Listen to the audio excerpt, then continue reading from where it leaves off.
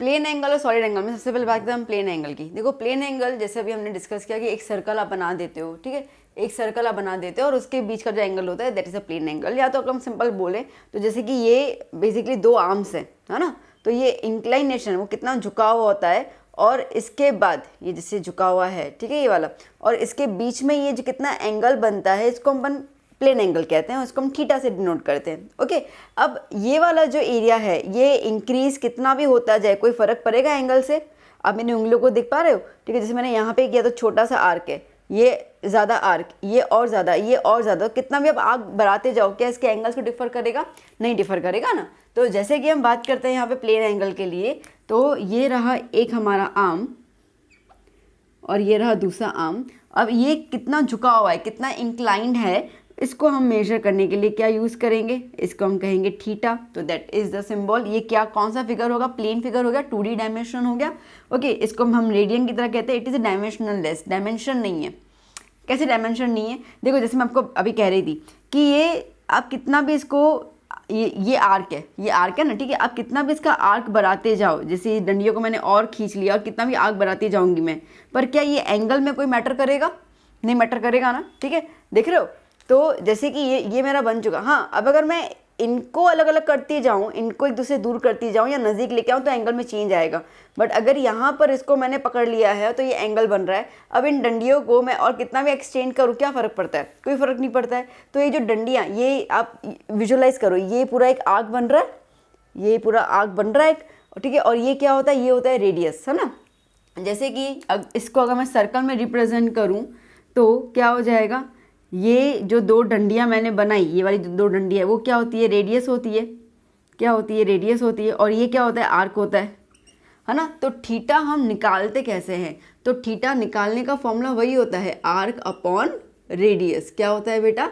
Arc upon radius. अब ये जो आर्क होगा, ये जो आर्क होता है वो लेंथ L, 10th स्टैंडर्ड का सरफेस एरिया एंड वॉल्यूम वाला चैप्टर था, वो वाला चैप्टर था। और दूसरा ये एरिया रिलेटेड टू सर्कल, याद है ना, ठीक है। तो उसके अंदर पता है हम लोग आर्क का वैल्यू लिखते थे, L, आपको याद होगा, L is equals to pi r theta upon 180, याद है ऐसा कुछ, ठीक है। इसको लेंथ हम निकाल देते आर्क का, तो ये लेंथ का जो भी आर्क निकलता था वो मीटर में निकलता था, ठीक है। और ये रेडियस जो था वो भी किस में था? मीटर में था। तो ये दोनों कट गए।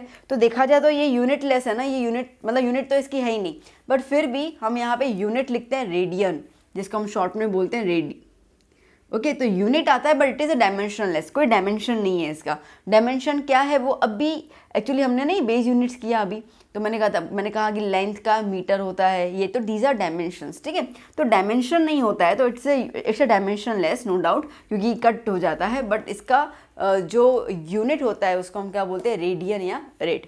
अब अगर हम लोग देखो, जैसे कि ये वाला पोर्शन था, ये वाला पोर्शन, ठीक है, यहाँ इतना पोर्शन, अब ये वाला रेडियस यहाँ से हटा के मैंने यूँ कर दिया, ठीक है, फिर यहाँ से यूँ कर दिया, यूँ कर दिया, ऐसे करके पूरा का पूरा सर्कल कवर कर सकती हूँ मैं आर्क में। ओके, तो अब देखना है यहाँ पे, देखो, तो थीटा इज इक्वल्स टू, अगर मैं कहती हूँ तो मैं पूरा सर्कल कवर कर रही हूँ। पूरे सर्कल का कवर हम क्या बोलते हैं? सर्कमफेरेंस बोलते हैं, ठीक है। तो पूरे सर्कल के कवर को हम क्या कहेंगे? सर्कमफेरेंस। तो ये आर्क की जगह मैं क्या लिख सकती हूँ? सर्कमफेरेंस अपॉन रेडियस तो है ही वहाँ पर, ठीक है। अब रेडियस तो सर्कल का सेम ही रहेगा।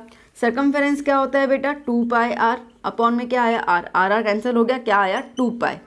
ओके, अब आप मुझे बताओ सेंटर पे ये पूरा एंगल कितना कहलाएगा? कितना डिग्री कहलाएगा?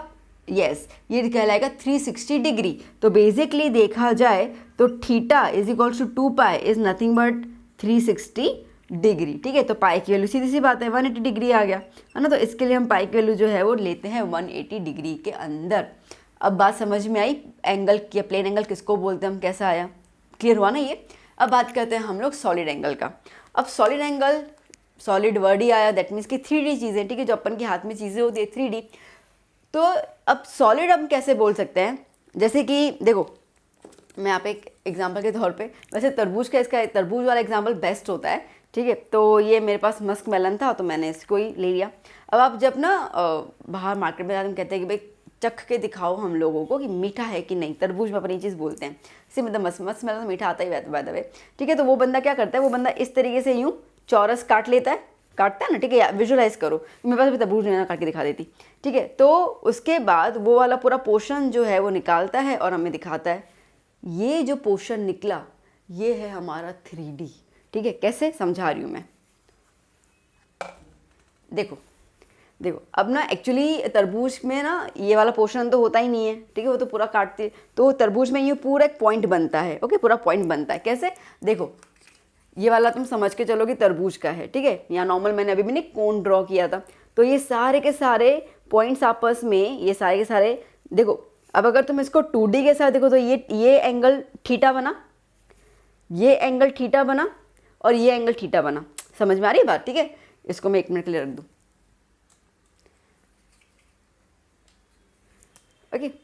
देखो ये वाला एंगल थीटा, ये वाला, आई होप दिख रहा है आपको, ये वाला एंगल थीटा और ये वाला एंगल थीटा, ये एंगल थीटे बने, तो ये जितने भी थीटा थीटा थीटा बना सब आगे एक पॉइंट पे मीट कर रहे हैं, और देखो ये एक तरीके का सर्कल बन रहा है, ये एक तरीके का सर्कल बन रहा है, ठीक है। तो सर्कल वाला एंगल मैंने नहीं कौन ड्रॉ किया था अभी अभी, तो मैंने क्या बताया था, जो एक सर्कल वाला एंगल बनेगा इसको हम कहेंगे सॉलिड एंगल, तो ये सर्कल वाला एंगल ऐसे बन रहा है, बात समझ में आई, ठीक है। तो जो मैंने अभी ये मस्क मेलन काटा उसका भी वही पॉइंट है। देखो अब मेरी बात को सुनना ध्यान से, ये वाला पोर्शन ये एंगल बनाएगा, ये एंगल बना के एक पॉइंट पे ज्वाइन हो रहा है, ये वाला पोर्शन भी एंगल बना रहा है, ये वाला पोर्शन भी एंगल बना रहा है, ये वाला पोर्शन एंगल बना रहा है, ठीक है। तो ये देखो ये पोर्शन एंगल बना के इस पॉइंट पे आया, यहाँ पे पॉइंट पे आया, ये पॉइंट पे आया, ये पॉइंट पे आया, तो वो पॉइंट जो बनेगी वो कैसे बनेगी, सॉलिड एंगल।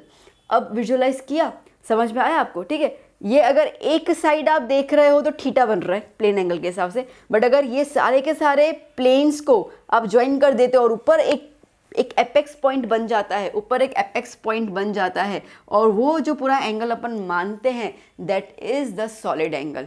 क्लियर हुआ बेटा, आया समझ में अच्छे से, ठीक है। तो इस तरीके से, ठीक है, इस तरीके से जो है वो एंगल्स सॉलिड के फॉर्म में डिफाइन किए जाते हैं। कोन आ गया, स्फीयर आ गया, ठीक है, वो इसी तरीके से होता है। तो इसको हम कहेंगे ओमेगा, इसका यूनिट है स्टेडियन, और ये होता है डायमेंशनलेस क्वांटिटी, सीधी सी बात है। अब अगर हम ओमेगा को कैसे डिफाइन करें, तो यहाँ पे पूरा सर्कल काउंट होगा, ठीक है। अब सर्कल सॉलिड है, तो सॉलिड के लिए हम लोग सरफेस एरिया यूज़ करते थे 10th स्टैंडर्ड के अंदर, सरफेस एरिया ऑफ स्फीयर, ठीक है। तो यहाँ पर हम पूरा का पूरा क्या कंसिडर कर लेते हैं, surface area of sphere upon radius. तो सरफेस एरिया ऑफ स्फीयर क्या होता है, 4πr² अपॉन r, ठीक है। अच्छा ये रेडियस का भी स्क्वायर होता है ना, पूरा सर्कल आ गया, सॉरी, ठीक है। तो r² कैंसिल हो गया, तो ओमेगा क्या आया, 4π, ओमेगा क्या आया, 4π, ठीक है। तो 4π is equals to 1 solid angle, मैं रिपीट कर रही हूँ यहाँ पे, okay, 4π is equals to 1 solid angle. अब पाई की वैल्यू आप लोगों को पता है, 3.14 ले सकते हो, 3.14 से 4 को मल्टीप्लाई कर लो तो आपको क्लियर हो जाएगा, इज इक्वल्स टू 1 ओमेगा, है ना। तो कितना हो जाएगा, 16, 1 carry 5, then 12.56 is equals to 1 omega. जैसे यहाँ पे हमारे पास था, ठीक है, 1 theta is equals to 2π, 2π is nothing but the 360 degree. बात समझ में आया, इस तरीके से 1 ओमेगा इज 12.56। क्लियर।